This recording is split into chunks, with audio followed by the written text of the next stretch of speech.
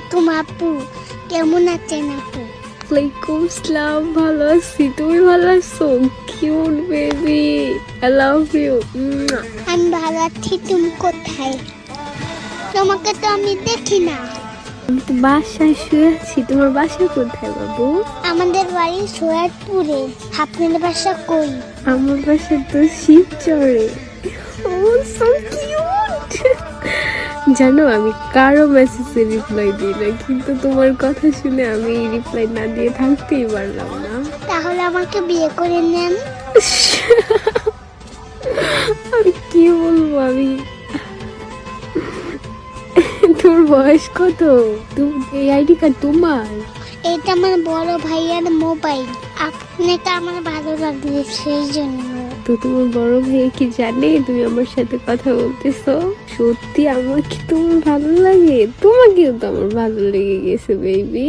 ভাইয়া তো বাজারে গেছে, কার্টুন দেখতে মোবাইল দিয়ে গেছে। কার্টুন না দেখে আমার সাথে কথা বলতেছো? আমার কি তোমার ভালো লাগছে অনেক? আচ্ছা তোমার ভাইয়ার একটা পিক দাও তো দেখি, আমি ছবি দাও তো। ভাইয়ার পিজো ফেসবুকে দেওয়া আছে। আমাকে বিয়ে কখন করবেন আপু? তাই তুমি একটু দাও না প্লিজ প্লিজ। আত্মা। এটা কি? ওইটা কি তুমি পাশে? হ্যাঁ বাবু, আমার বাবু তো এখন তিতলে।